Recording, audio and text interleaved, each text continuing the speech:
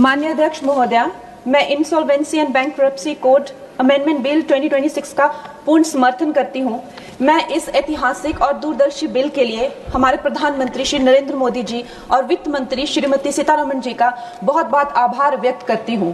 एक वक्त था जब कांग्रेस के प्रधानमंत्री जो हैं बड़े बड़े उद्योगपतियों के जो लोन हैं वो फोन पर कराया करते थे, और इस बात में कोई भी संशय नहीं है कि जैसे नेता होते हैं वैसी ही जनता होती है, जैसे राजा होते हैं वैसी ही प्रजा होती है।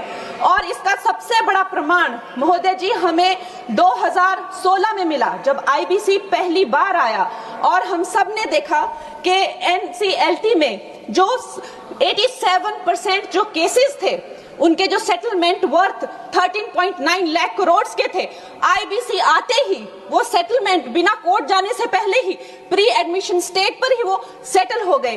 कहीं ना कहीं इसे आईबीसी का डर कह लीजिए या एक नेता की नीयत और नीति पे जनता का विश्वास कह लीजिए, चाहे कोई कितना भी, मैं कहती हूं अगर ये विलफुल डिफॉल्टर भी थे, लेकिन जब हम देखते हैं कि हमारे शीर्ष नेतृत्व जो है वो इतने कर्मठ है, कर्मयोगी है, तो एक विलफुल डिफॉल्टर भी देश के प्रति अपना कर्तव्य निभाना चाहता है। इसका प्रमाण हमने 2016 में देखा जब ये बिल आया था। इस बिल का सबसे बड़ा सुधार है महोदय जी, आईबीसी का सबसे बड़ा प्रमुख सुधार है जो एनसीएलटी को जो है 14 दिन का जो विंडो मिला हुआ है, जिसका ट्रिब्यूनल को जो है 14 दिन में ही ये बताना पड़ेगा कि वो ये केस ले रहे हैं या नहीं ले रहे हैं। तो जो क्रेडिटर्स को जो भी असुविधा होती है, जो भी कानूनों की अस्पष्टता रहती है या प्रक्रियागत जो देरी रहती है, उससे हमें बहुत छुटकारा मिलेगा। उसके बाद जो क्राउन डेट करके जो अंग्रेजों द्वारा चलाई गई ये जो कुनीति है, जिसके करके जो भारतीयों को लूटने का एक जो उनका जो काम था, कभी कांग्रेस ने नहीं सोचा कि हम भारतीयों को इससे मुक्ति दिलाएं। ये काम भी हमारे यशस्वी प्रधानमंत्री नरेंद्र मोदी जी ने किया कि जब भी कोई बैंक कहीं से रिकवरी करेगा तो वहां सरकार को अपनी टांग अड़ाने की जरूरत नहीं है। वो धन जो है लोगों के पास जाना चाहिए, गरीबों का पैसा जो है गरीबों के पास जाना चाहिए, और इसके लिए हम बहुत आभार व्यक्त करते हैं इस बिल की। और प्रधानमंत्री जी महोदय जी, बैंक जो है किसी भी अर्थव्यवस्था का जो है वो आधार होते हैं। बैंकों की इतनी खस्ता हालत की हुई थी, 5% से लेकर 20% उनका सिर्फ मात्र रिकवरी रेट था।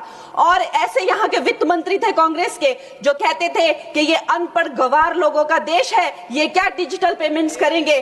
और हमारे प्रधानमंत्री जी ने जो भारतीयों का आत्मविश्वास तार तार कर दिया था, ये कांग्रेस के लोगों ने उन आत्मविश्वास को जगाया। 50 करोड़ से ज्यादा जन धन खाते खोले, जन जन को जो है बैंकों से कनेक्ट किया, और आज जो है बैंकों का जो है सशक्तिकरण जो है प्रधानमंत्री नरेंद्र मोदी जी ने किया है।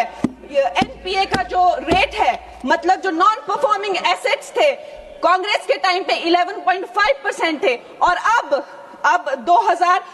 मार्च 2025 में वो घटकर 2.25% हो गए हैं। लेकिन राहुल जी क्या कहते हैं कि हमारी इकोनॉमी तो डूब रही है, कहीं कहीं जाके वो देश के बारे में इतना गंदा बोलते हैं। उनको एक ट्यूशन देनी चाहिए और उनको बताना चाहिए कि 3% जो है ग्लोबली एक्सेप्टेबल है, it is in a very good position, और उनको शर्म आनी चाहिए। हर जगह जाकर जो है भारत की इकोनॉमी के बारे में इतना गलत बोलते रहते हैं।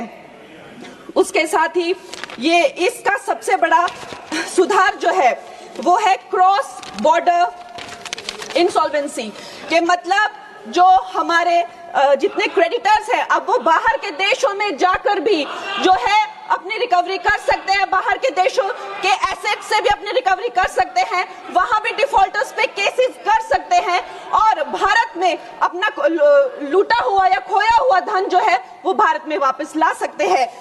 महोदय जी, मैं अब अपनी सरकार को, प्रधानमंत्री जी को और वित्त मंत्री जी को धन्यवाद करती हूं। उनकी रिफॉर्म, परफॉर्म, ट्रांसफॉर्म का जो मूल मंत्र है इस बिल से वो धरातल पे आया है, और ये भारत की आर्थिक शक्ति और पारदर्शी व्यवस्था का जो है जीता जागता प्रतीक है।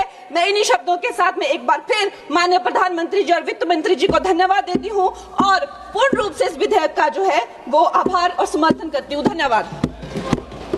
माननीय सदस्य श्री जगदम्बिका पाल जी।